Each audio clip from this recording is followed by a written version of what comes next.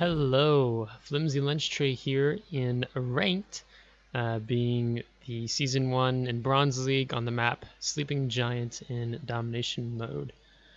So in this match, I'm in the Edinburgh, and it was a ship I was a little hesitant thinking about taking out, as I primarily have been taking Massachusetts out, just because Edinburgh is so squishy. It's easy to get citadels on. But regardless, I thought I'd try it out because I am grinding up the cruiser line for the British tech tree. So I'm just basically going to be giving you replay analysis of this battle and how I feel like things went. I'm letting my team know that I'm not radar, that I am smoke, and also just suggesting maybe we can get a destroyer to go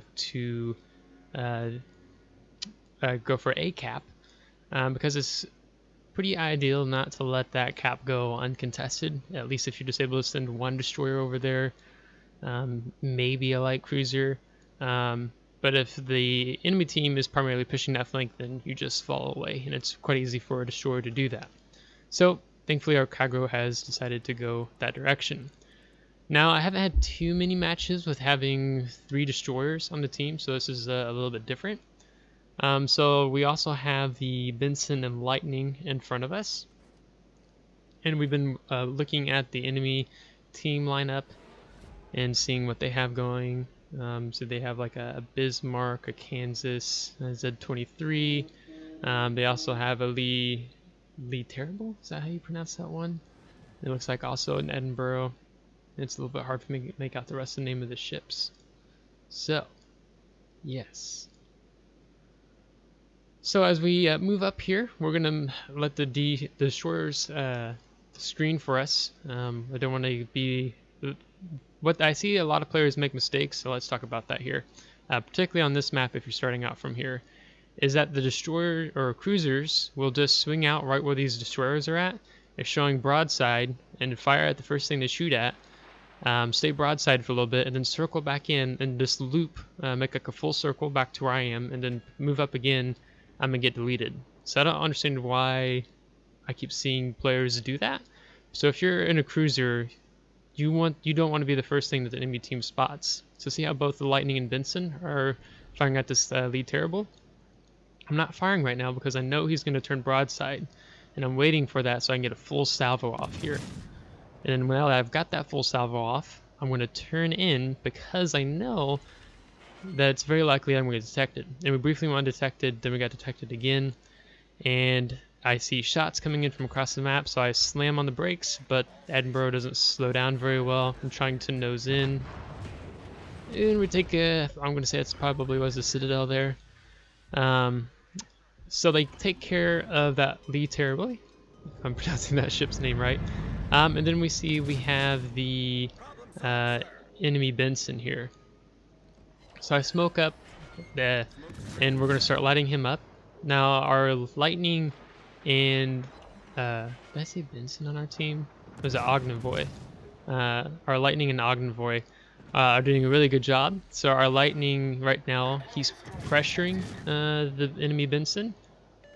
So he's going to move in on him and pops his hydroacoustic search, and we're going to be able to finish him and take him out, which is great. And because he has that hydroacoustic search up, we know that there's torpedoes coming on, and he gets some torpedo beats going on and goes for that gap. So very quickly, we've taken out 2 of their destroyers who pushed very aggressively here. So that was, I'm going to say, a misplay on their part.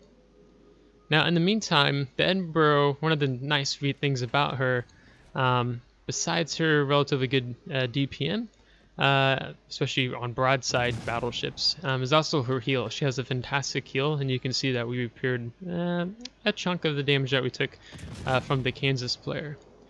So we're going to keep using that smoke, and so he's turning out, so this is going to help get some better AP damage with the broadside. And then I go ahead and highlight C-cap so that we can take it, because they have no presence there right now, and it'd be very easy for our Lightning to just slip down there and at least contest and see about taking that cap. In the meantime, our Kagro has been hanging around B-cap and just, not B-cap, A-cap, and harassing it a little bit. Now my smoke screen is about to dissipate here, and I'm kind of checking the map right now, seeing if there a ship might be able to detect me once my smoke dissipates. And right now we're not detected, so we pop off another shot there, and then I get detected, which I'm pretty sure it's probably the destroyer. And you can see again the Kansas player is waiting for us, but I didn't fully accelerate, and we've dodged most of that. And then now we see we have torpedoes coming in from the Z-23, and so we're going to move in here, and the Lenin has taken a torpedo, so we're not going to take, oh, and then they dissipate by then. So we're going to move up and get a little bit closer, and I'm still paying attention to my angles. Again, I get picked up by a destroyer. I know he's out there somewhere. The Tirpitz doesn't have shots on me from the looks of things. And then we have this Kansas here, so I'm popping my my torpedo indicator just to see if he's moving forward, if he's moving back. I'm not exactly sure why I keep zooming in here. So kind of seeing what he's doing. Now in this situation, we don't need to rush, we don't need to push. We're the ones in control. They're down 3 ships, we haven't lost any. And it's at this point I realized that this isn't just a typical player. It's none other than potato quality. So I let my team know that we're dealing with potato quality and that he's a super Unicum player, so we need to be wary of him. I just subscribed recently to Potato Quality. He has some good videos. He started not too long ago. And if you didn't know, he was part of the 07 clan that won the World of Warships Verizon tournament. So he had some good plays. So in seeing him, I watched a Verizon Live tournament, so I know what he's capable of. Although he's in the Kansas, which arguably isn't good in this ranked system. But we'll see what he does. So I'll keep an eye on him. Now, he's popped his fighter plane, and I know what he's doing. He's wanting to know if I'm going to push up into this channel so that I can get my torpedoes away. But there's no need for me to do that. I'm just going to sit here on this island. We have this Bismarck pushing in, so I'm going to help my team to the south, get some shots in on him so I can get rid of him. And now he's gone. Now the Kansas, as you can see, I'm looking up over the island, my potato quality here, and he's got all of his turrets facing in on these channels. So I know that it'd be a misplay for me to pull out.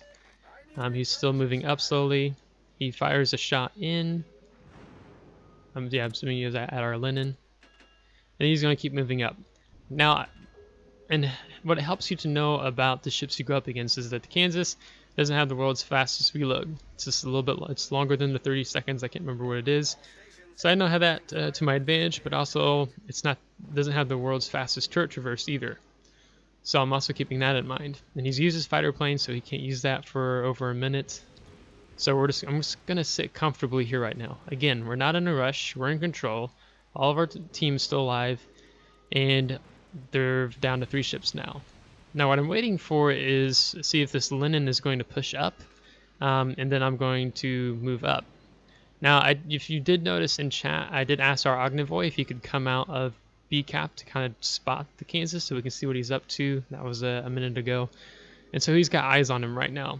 And we also, if you look at the minimap, you see our Bismarck is pushing up too. And our Kagro is keeping the Tirpitz distracted for the most part, so that's working well. So now we're going to move up here, and we're going to pop smoke as we get close to the edge here. I'm not going to pull out and then pop up smoke.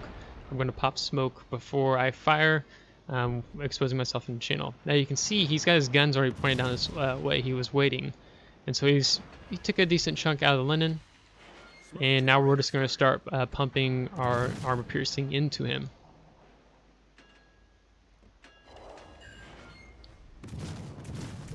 And he's getting his front turrets moved around, and he's going to pop a shot off at the Bismarck here as well. But even though we're not doing a ton of damage to him in Edinburgh, it's just the fact that we have the reload, and we can focus on that rather large superstructure and keep pumping shots into him. Now Tirpitz is taking a shot at our Lenin. And that's when I notice here that all of his guns are focused on the smoke screen. I wonder what that might mean. So I immediately put it in reverse, and I'm going to narrow myself out and not sit broadside in the smoke. And there's the shots. He was waiting to see if he could get a better bearing on my turrets. My smoke bloom from firing within the smoke screen. And we took very minimal damage, and we're going to finish off here killing potato quality. So he does end up, I actually did jump on his Twitch stream a little later, and he does switch to Massachusetts, which I think is a much better play than into Kansas, so not entirely sure why he took Kansas, but I think it was his first night in ranked, question mark, but I don't know, we'll see. So we're going to move out here, and we can see that the Tirpitz is about to go down, so our Cowgirl is doing a great job distracting him, and then we're going to talk about the enemy team as a whole and going to the post-battle results.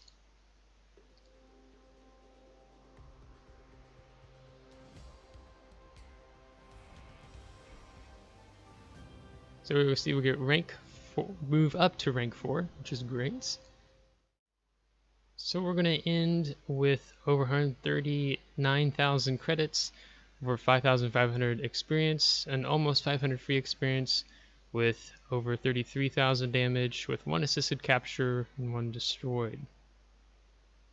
Then we're going to end with a base XP of 1,107. With our Lightning player, he did a fantastic job on top, as well as our other team. We did quite well holding that match together.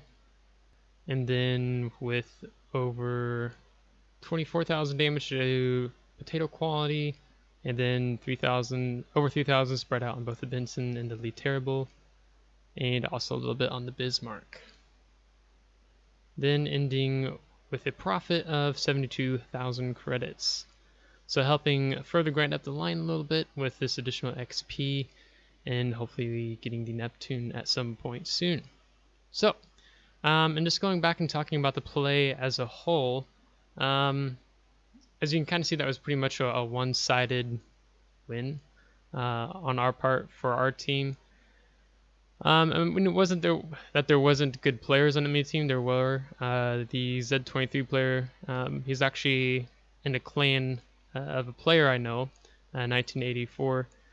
He did good topping the team, but the problem is that they just didn't do very good, the team as a whole, in getting damage out. And for the Kansas as well. I mean, I wouldn't recommend Kansas for ranked unless you're looking to grind up the line. Then I guess that makes sense.